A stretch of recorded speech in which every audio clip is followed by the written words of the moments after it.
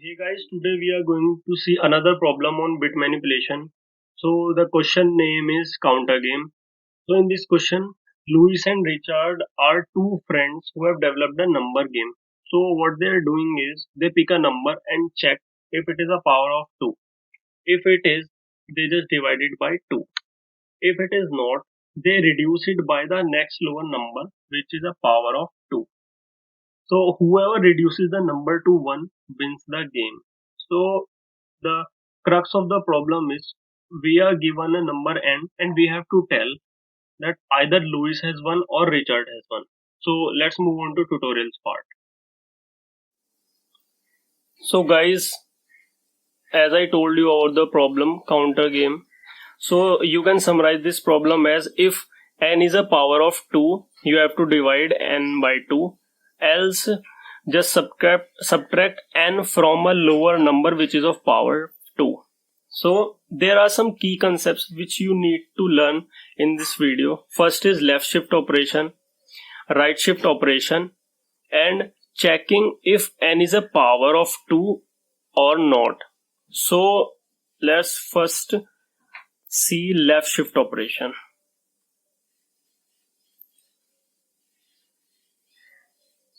So we can also use it as a multiplier of 2.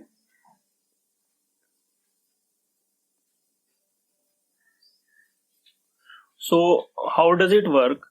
So let's suppose n is our number. Now this is your operation. What this mean? Each bit in number n would be shifted, each digit in number n would be shifted to left by 1 position. So if n is 4 and you represent 4 as, now perform left shift. So you have to move each bit only by 1 position. This one here represents the position. So this here and this here. So 1 0 0 0, it is 8.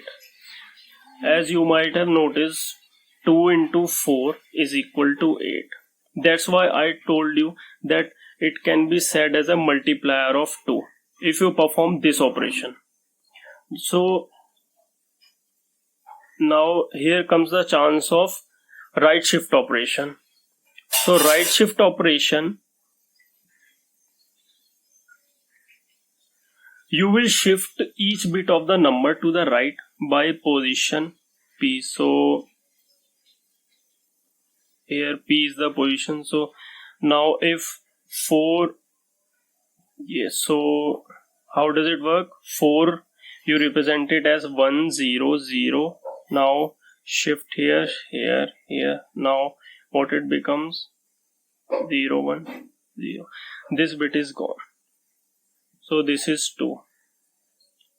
So right shift operator can be used to divide a number by 2. Okay. Divide number by 2. Now our last concept is checking a number if it is a power of 2 or not. So power of 2 or not. So perform n bitwise and n minus 1. If it is equal to 0, number is power of 2 for sure.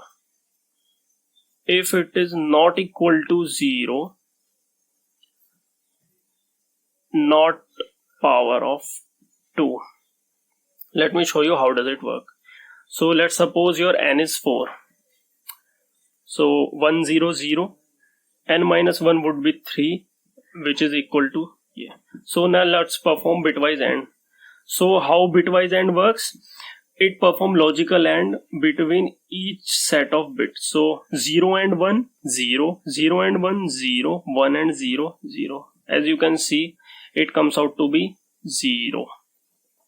Now if you take n equal to 3, so n minus 1 would be 2, 3 1 1, and 2 would be 0 1 0. So perform bitwise and 100 111 000. So here you can see it is non-zero, which is equal to so I have proved my point that if you perform bitwise AND operation between n and n minus 1 and it comes out to be 0, then the number is for sure is of power 2. So one last thing to choose that who has won, Louis or Richard. I will set a counter, and my counter, I would increment my counter at each operation, like if it is a power of 2 or not. In each of those operations I would increment my counter. So uh, first Louis performed its operation, my counter would be equal to 1. Then Richard would have performed, my counter would be 2. Then Louis again, my counter would be 3. So like this way, in the last, when my n becomes 1, so I would check if my counter is 1, means Richard must have won, and if it is odd, Louis must have won. So I hope you have got the intuition. So let's move on to code part. Guys, now have a look at the code. So in this code, we are given n. So I am running a loop while n becomes 1. So in this section, I am checking if n is of power 2 or not. If it is, I am just dividing it by 2, as I have told you about right shift operator in the tutorial section.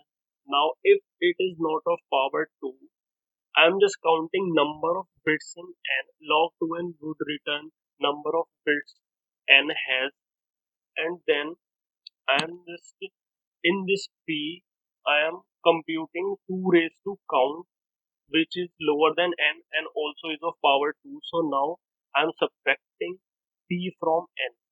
So now the main thing to notice here is actually it should be ULL, 1 ULL. Why? So if you write only 1 here, compiler would treat it as a simple integer.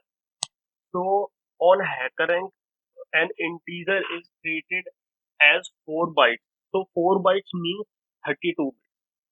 Now 32 bits means the limit is 32 bits. If a number greater than 32 bits comes, we won't be able to store that number.